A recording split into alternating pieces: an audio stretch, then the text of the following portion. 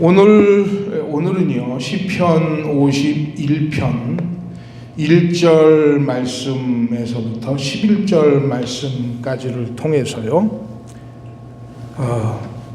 다 들켰어요, 어떻게 하죠? 라는 제목으로 말씀을 좀 나눠보려고 합니다. 오늘 재판권을 하나 우리 성도님들에게 들려드릴 테니까 현명하신 판단으로 판결을 좀 해주시기를 바랍니다. 잘 들으시고 명판결을 부탁을 드립니다. 한 동네에 두 사람이 살고 있었습니다. 한 사람은 아주 부자였고 한 사람은 가난했어요. 부자는 부자니까 권력도 있었고 재물도 많아서 양과 소가 헤아릴 수 없을 만큼 많았습니다. 반면 가난한 사람은 자기가 기르는 암양 한 마리 뿐이었어요. 그래서 그 가난한 사람은 그 암양 새끼를 자식처럼 먹였어요. 자기가 먹을 때 같이 먹였고 자기 침대에 데리고 가서 잠을 재웠어요. 마치 딸 자식처럼 애지중지 키웠어요. 그런데 어느 날 그 부잣집에 여행객이 찾아왔습니다. 부자가 손님을 대접해야 되겠는데 자기의 동물 중에서 잡아서 손대접을 안 하고 그 가난한 사람의 어린 양 새끼를 빼앗아 와서 자기에게 온 손님을 대접을 했습니다.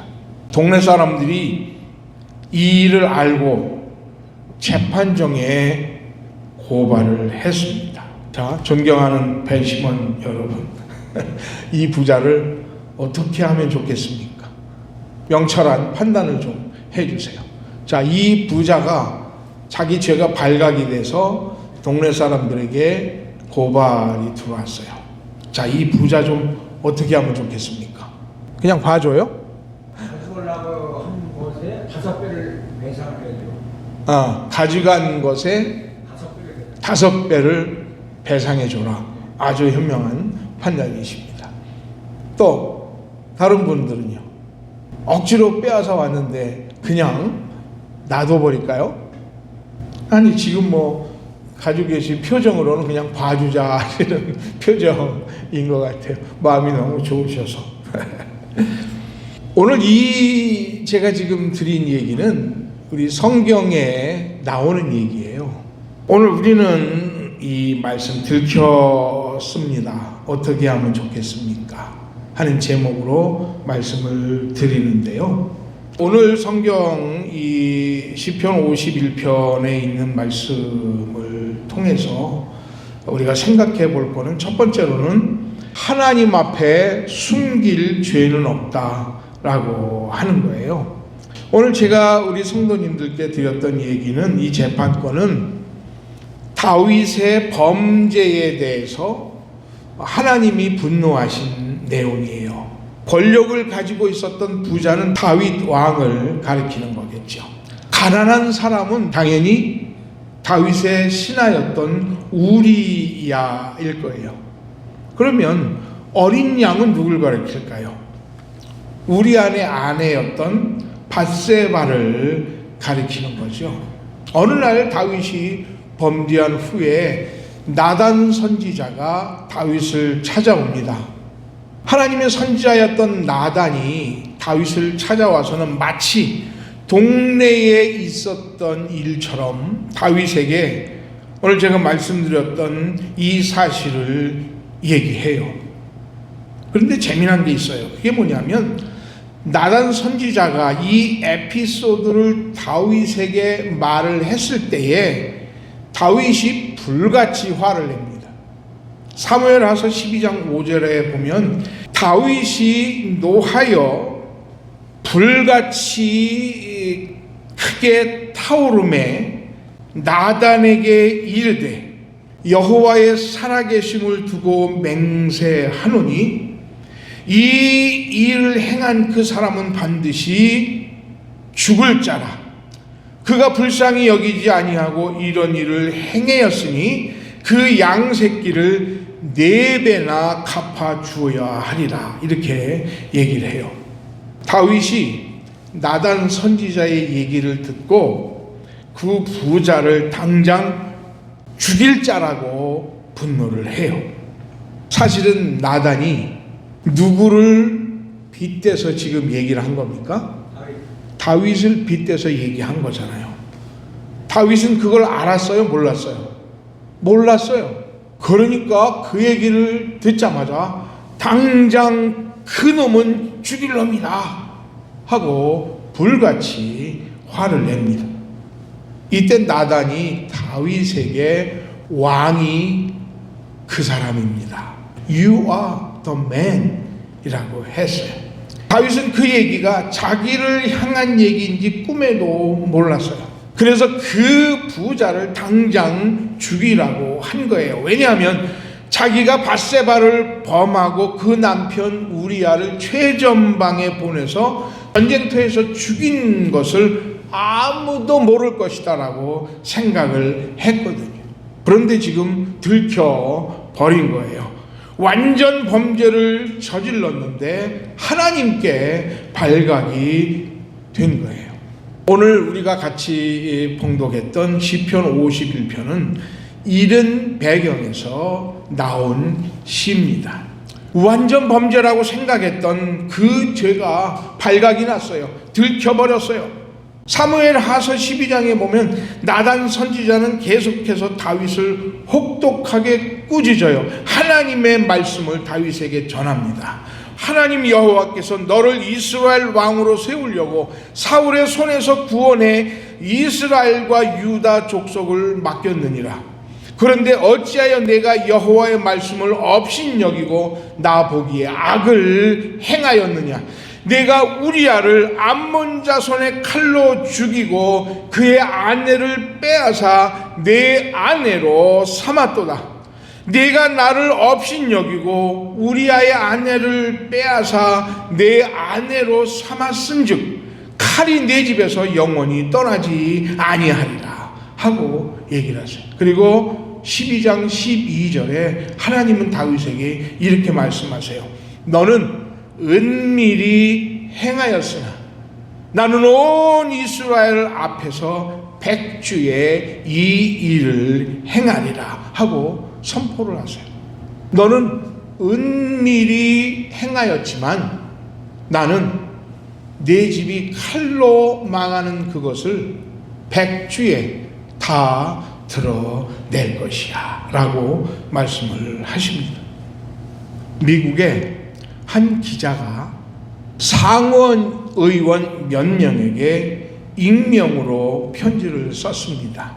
의원님, 우리 계획이 탄로가 났습니다. 다 들켰습니다. 빨리 피신을 해야 될 것 같습니다. 라는 편지를 써서 몇 명의 상원 의원들한테 보냈어요. 다음날 보니까 이 편지를 받은 상원 의원 중 대다수가 사라져 버렸어요. 무슨 죄라고도 말하지 않았는데 다 들켜버렸습니다. 하니까 자기 죄가 탄로 났다고 생각을 해서 다 도망쳐 버린 거예요.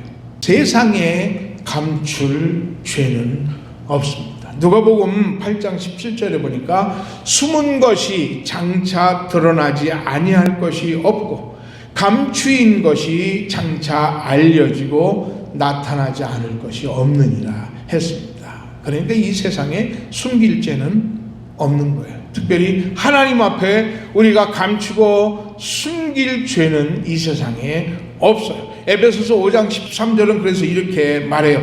사람에게 숨길 수는 있지만 하나님께 숨길 죄는 없다라고 말씀하고 있어요.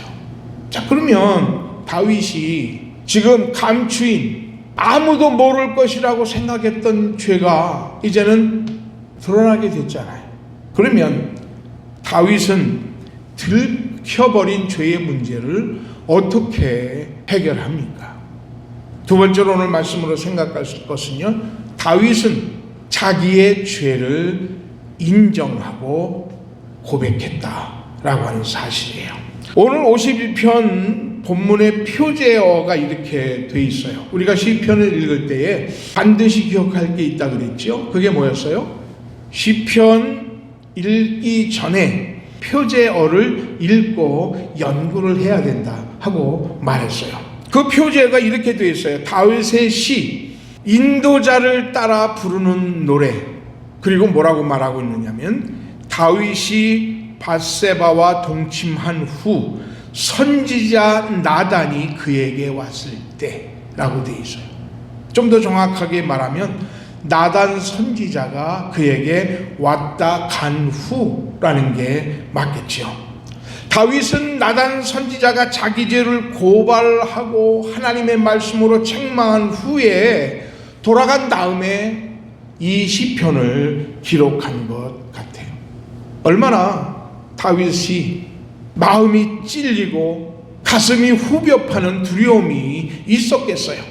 얼마나 다윗의 이 나단 선지자의 폭로와 정죄가 얼마나 그 마음을 찔렀고 그것 때문에 얼마나 마음에 하나님의 벌에 대한 하나님 앞에서 하나님 앞에 벌 받을 것에 대한 두려움이 그의 마음속에 있었겠어요. 그러니까 이 다윗은 깊고도 처절한 참회에 들어갑니다. 오늘 시편 1절부터 4절에 보니까요, 죄 그리고 죄와 관련된 단어가 여러 번 나와요. 1절에도 한 번 나와요. 2절에는 이렇게 말합니다. 나의 죄를 깨끗이 제하소서. 나의 죄악을 말갛게 씻기시며 나의 죄를 깨끗이 제하소서라고 얘기를 해요. 그리고 3절에도 내가 내 죄가를 압니다. 그리고 4절에 보니까 범죄, 악을 행함, 이런 각 절마다 이 죄와 관련된 단어를 반복해서 말하면서 하나님 앞에 회개를 해요. 무엇보다도 자기 자신의 죄를 인정합니다. 오늘 시편 51편 2절과 3절은 이렇게 얘기를 해요. 무릇 나는 내 죄가를 아오니 내 죄가 항상 내 앞에 있나이다 라고 얘기를 했어요. 킹 제임스 버전에 보니까 이렇게 말하고 있어요. I acknowledge my transgressions and my sin is ever before me, 그렇게 되어 있어요. NIV 번역에는 I know my transgressions 라고 되어 있어요. 나는 내 죄를 인정합니다. 나는 내 죄악이 무엇인지 압니다 하고 자기의 범죄를 하나님 앞에 시인해요. 다윗은 나단이 자기의 죄를 폭로했을 때에, 지적했을 때에 즉각적으로 자신이 죄를 지었고 은밀하게 감추어 있었던 그런 죄악을 즉각적으로 시인하고 인정을 합니다. 내가 지은 범죄를 내가 알고 있습니다 라고 고백을 해요.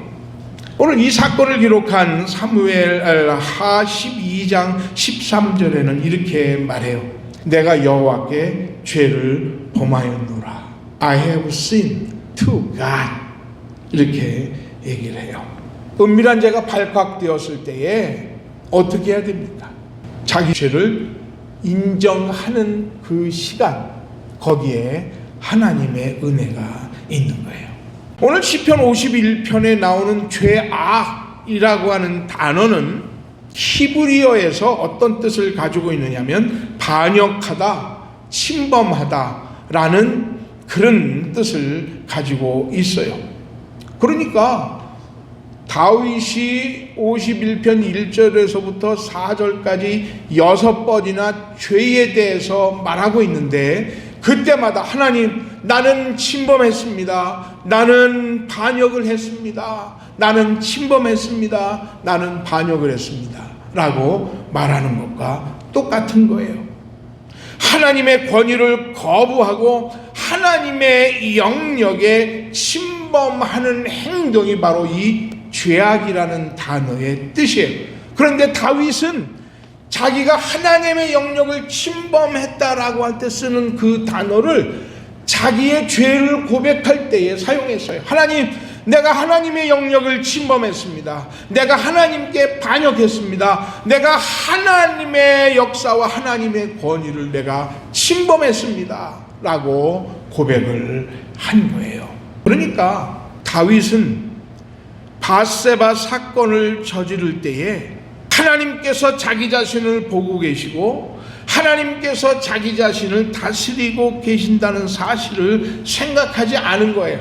내 인생은 나의 것이기 때문에 내가 내 왕궁에서 내 왕권을 가지고 마음대로 해도 되는 줄 생각하고 있었던 거예요. 자기의 왕궁에서 옆집 여인을 바라보다가 그 옆집 여인을 불러다가 죄를 범한 거예요.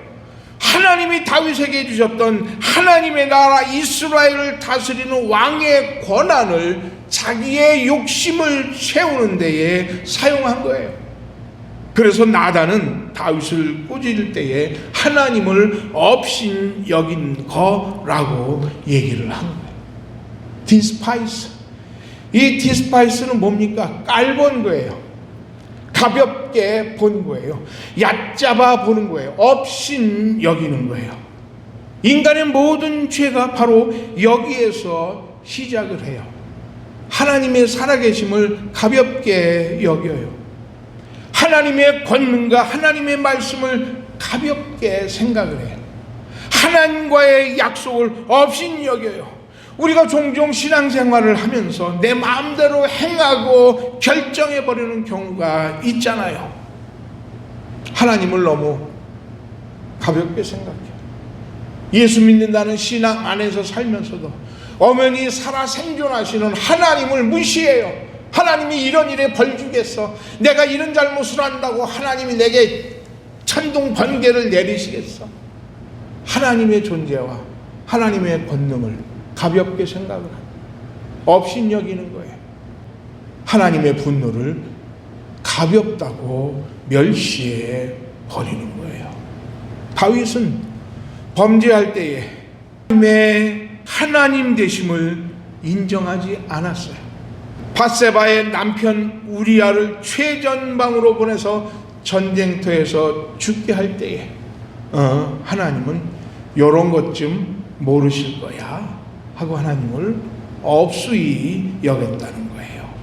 우리는 이것을 기억해야 돼요. 그런데 다윗이 나단 선지자가 왜 내가 하나님을 업신여기고 왜 하나님을 가볍게 여기고 왜 하나님 앞에 범죄했느냐고 꾸짖을 때에 가장 먼저 생각했던 것이 바로 내가 하나님을 가볍게 여기지 말라 하는 그 하나님의 말씀이 생각이 났던 거예요. 오늘 성경은 말해요. 너희는 여호와 하나님을 만홀히 여기지 말라라고 말씀하셨어요. 만홀이라는 말이 뭡니까? 가볍게 여기지 말라라는 말 아닙니까? 대부분의 사람들은 누군가가 자기 자신의 죄악을 폭로하고 지적하면 먼저 부인하거나 변명해요. 자기 자신의 죄를 정당화하기도 해요. 자기 합리화를 하면서 정죄의 순간을 모면하고 애를 쓰죠. 더구나 아무도 모르게 은밀하게 지은 죄는 더 강하게 부인해요. 그리고 그것을 폭로한 상대를 마저 죽여서 증거를 감추기 위해서 더 큰 악을 범합니다. 그런데 오늘 다윗은 참 하나님의 은혜의 사람이라는 것을 우리는 알 수 있어요. 나단이 하나님 앞에 범죄를 꾸짖었을 때 변명하지 않았어요. 다른 이유를 대지도 않았어요. 정당화하지도 않았어요. I have sinned to God.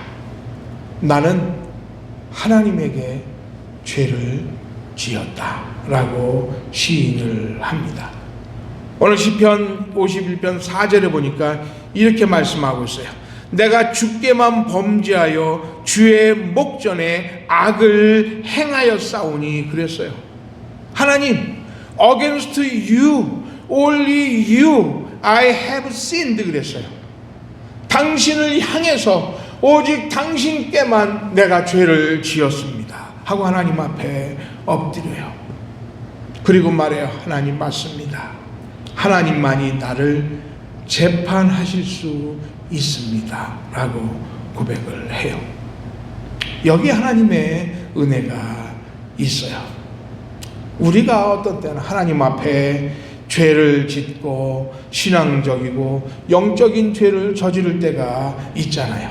또 의도한 것은 아닌데 부끄러운 죄 속에 빠져들 때도 있어요. 내가 생각할 때는 아니 괜찮고 정당한 거라고 생각을 했는데 결과적으로 돌아보면 하나님과 상관없이 그저 하나님의 영역을 침범해서 내가 죄를 지어버린 것들도 우리들에게 있어요. 그럼 그때 그 죄가 우리의 마음을 찌르기도 합니다. 어떤 때는 사람의 입이 나의 죄를 고발할 때도 있어요. 하나님은 또 내 심령의 죄악을 거울처럼 내게 보여주실 때도 있어요. 우리 인간은 그 정죄의 죄를 피할 수 없습니다. 우리는 그때 어떻게 해야 됩니까? 내 죄악이 하나님이 내게 고발하실 때에 우리는 그때 그냥 울부짖으면서 땅을 치면서 하나님, 내가 하나님께 죄를 졌습니다. 가슴을 후벼 파면서 하나님, 내가 여호와께 범죄했습니다 라고 고백을 하면 되는 거예요. 다른 어떤 것도 필요 없습니다. 그냥 하나님, 내가 하나님 앞에 범죄했습니다. 주 예수의 피로 용서해 주옵소서 라고 하면 거기서부터 하나님의 은혜가 시작이 되는 것입니다. 요한일서 1장 7절 9절에 보니까 이런 말씀이 있어요. 그 아들 예수의 피가 우리를 모든 죄에서 깨끗하게 하실 것이요 만일 우리가 우리의 죄를 자백하면 그는 미쁘시고 의로우사 우리 죄를 사하시며 우리를 모든 불의에서 깨끗게 하실 것이라고 했어요. 이사야서 1장 18절에 보니까 여호와께서 말씀하시되 오라 우리가 서로 변론하자. 너희 죄가 주홍 같을지라도 눈과 같이 희어질 것이요 진홍같이 붉을지라도 양털같이 되리라 했습니다. 우리의 삶에 정말 우리가 감출 수 없는 숨겨진 죄악들이 있거든. 드러나거든. 우리 몸을 베고 우리를 학대하고 이럴 필요 없습니다. 그냥 마음을 다해서 살아계신 하나님 앞에 주여 내가 죄를 지었습니다. 주의 보혈로 용서해 주십시오 라고 하면 하나님은 우리를 용서하시고 우리를 모든 불의에서 깨끗게 해 주십니다. 주홍 같을지라도 눈과 같이 희게 해 주시고요 진홍같이 붉을지라도 양털같이 희게 해 주시는 것입니다. 우리가 오늘 말씀 속에서 또 숨긴 죄가 들켜졌을 때에 이 다윗은 무엇을 하나님 앞에 요청합니까? 깨끗한 마음과 정직한 영으로 재창조된 인생을 요청합니다. 오늘 다윗은 나단에 의해서 정말 아주 정확하게 자기 폐부를 찌르는 죄를 지적을 받았어요.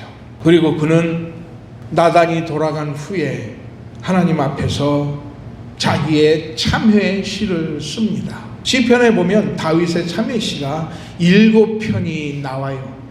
가장 진실하고 가장 혹독하게 자기 자신을 고백한 시편이 오늘 51편이에요.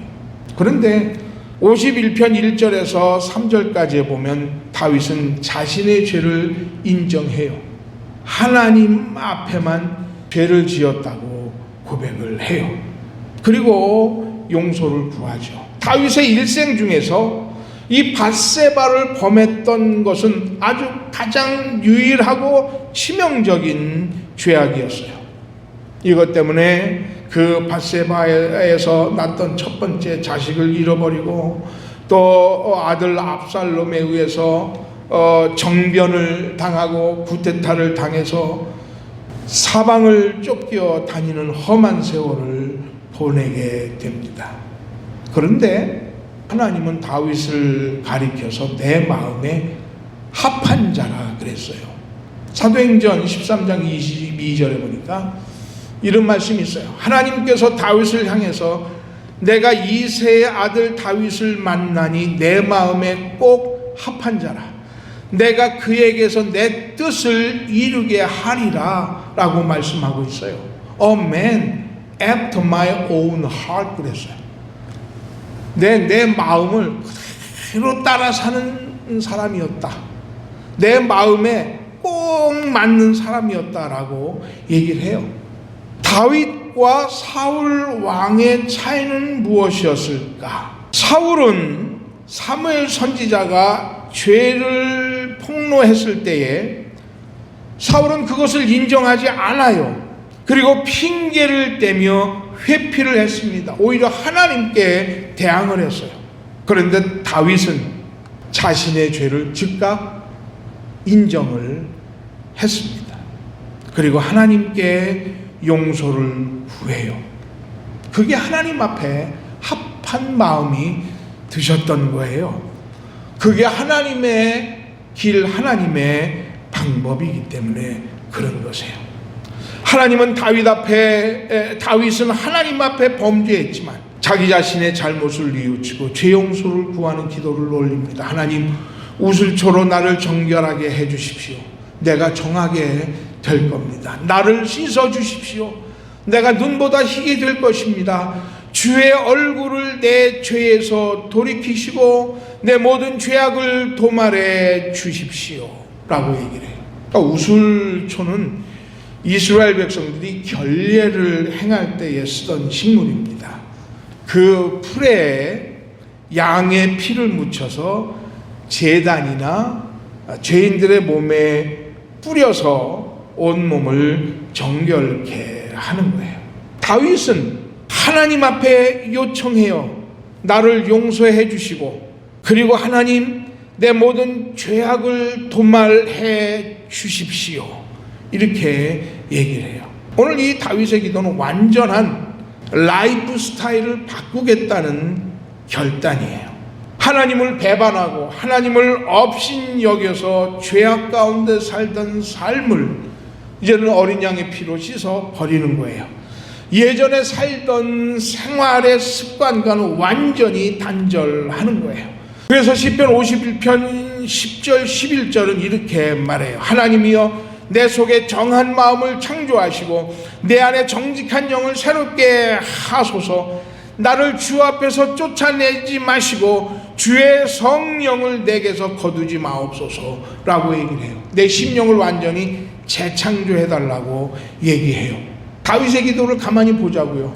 Fix my heart이라고 얘기를 하진 않아요. 내 마음을 좀 고쳐주세요 라고 말하지 않아요. 창조해 주세요 그래요. 내 마음에 새로운 나를 창조해 주십시오.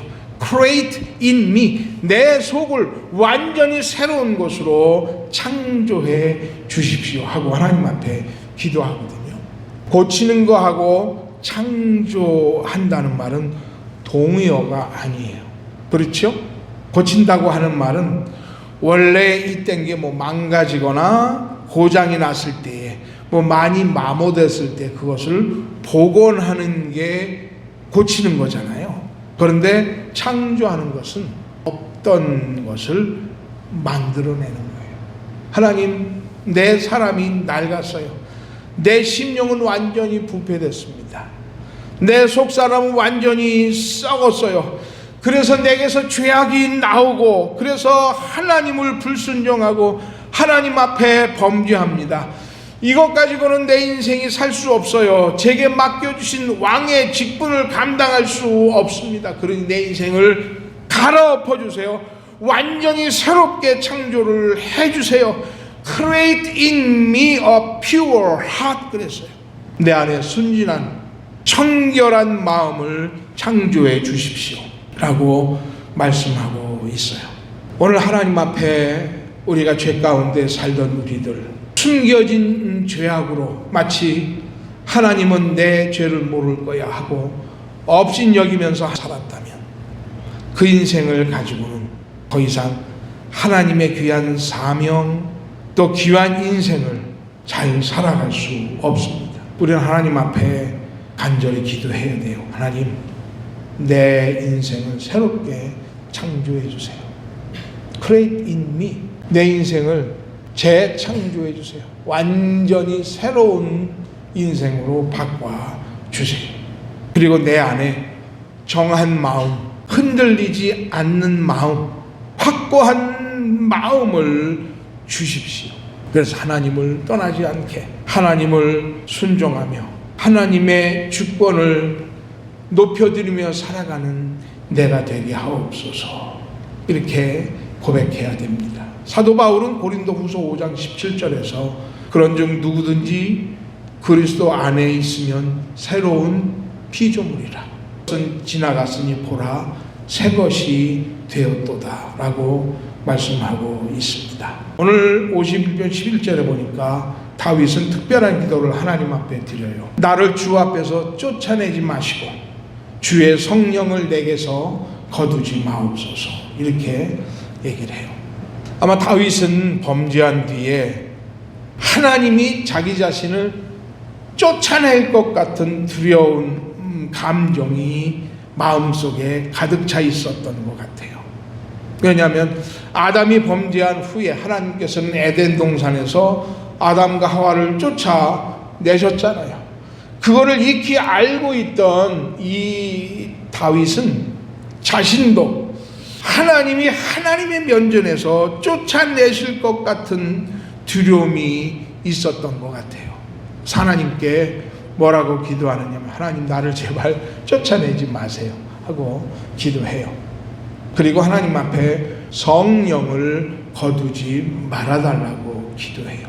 다윗은 마음속에 또 다른 두려움이 있었어요. 그게 뭐냐면 사울 왕에게서 성령이 떠나니까 악령이 사로잡아서 사울을 괴롭게 하고 번뇌했던 것을 이 다윗은 직접 목격했어요. 그렇기 때문에 성령을 거두어 가신 것이 얼마나 큰 저주인가를 이 다윗은 알고 있었어요. 그래서 이 다윗은 하나님 앞에 성령을 거두지 마옵소서 하는 간청을 드려요.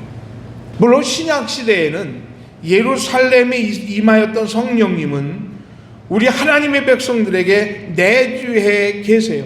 예수 믿는 우리 심령에 성령님은 계셔서 결코 떠나가지 않습니다. 그러니까 우리 이 시대에는 주여 성령을 거두지 마옵소서라는 기도를 할 필요가 없겠지요. 다만 우리는 이때 기도할 수 있어요. 하나님, 내가 내게 계신 성령님의 말씀을 순종하는 삶을 살게 하옵소서. 그렇게 우리는 이 시대에 기도할 거예요. 그러나 구약 시대에는 때때로 하나님의 백성들에게 임하셨던 성령님은 그들이 하나님의 불순종하고 사명이 완수됐을 때는 때로는 떠나기도 하셨어요.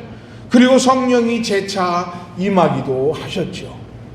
그러나 오늘 예수 그리스도가 이 땅에 오셔서 예수의 복음을 증거하시고 떠나가신 후에 성령님께서 또 다른 보혜사로 우리와 함께 하시면서 우리와 동행하시고 우리 속에 계시면서 우리의 심령이 예수를 나의 주라고 고백하게 만들어요. 그리고 그 성령님을 하나님 아버지를 아바지라고 부르게 만드시는 거예요. 그러므로 오늘 이렇게 기도해야 될 거예요. 성령님께서 날마다 예수를 나의 주라고 고백하는 인생이 되게 하옵소서. 그리고 하나님을 아바지라고 부르는 내 인생이 되게 하옵소서. 이렇게 기도해야 될 거예요. 로마서 8장 13절에서 이렇게 말합니다. 너희가 육신대로 살면 반드시 죽을 것이로되 영으로서 몸의 행실을 죽이면 살리니 무릇 하나님의 영으로 인도함을 받는 사람은 곧 하나님의 아들이라 라고 얘기를 했어요. 갈라디아서 6장 8절은 이렇게 말해요. 자기 육체를 위하여 심는 자는 육체로부터 썩어질 것을 거두고 성령을 위하여 심는 자는 성령으로부터 영생을 거두리라 했어요. 그러므로 우리는 이 시간에 늘 하나님 앞에 기도해야 돼요. 성령님과 동행하는 삶을 사는 내 인생이 되게 하옵소서. 내 안에 계신 성령님을 순종하며 따라 사는 내 인생, 그래서 하나님을 기쁘게 해드리는 삶을 살게 하옵소서. 하나님 앞에 그렇게 기도할 수 있어야 될 거예요. 나의 육체가 하나님을 업신여기고 대항하는 죄를 범하는 것이 아니라 이제는 성령님께서 나를 사로잡아 주시고 내가 하나님을 순종하며 따라 사는 인생을 살게 하옵소서. 그렇게 하나님 앞에 기도하는 우리들이 될 수 있어야 되는 것입니다. 그러므로 오늘 우리의 삶 속에 어떤 데 우리가 하나님 앞에 부족한 죄악을 범할 때도 있고 나도 모르게 죄악 속에 사로잡힐 때도 있어요. 그러나 우리는 그때 기억을 해야 돼요. 감추고 숨길 필요가 없어요. 그냥 하나님 앞에 무릎을 꿇으세요. 십자가 앞에 무릎을 꿇으세요. 주님, 나 하나님 앞에 죄를 지었습니다. 고백하면 하나님은 우리를 용서하시고 우리 죄를 기억도 안 하시고 진홍같이 붉을지라도 눈과 같이 양털과 같이 희게 해 주실 것입니다. 그러므로 오늘 하나님의 성령을 따라 사는 우리 성도들 될 수 있기를 간절히 축원합니다. 성령을 따라 사는 성도들 되시기를 간절히 축원합니다. 그래서 성령이 주신 기쁨이 충만한 우리 성령의 성도가 되시기를 간절히 축원합니다. 기도드리겠습니다.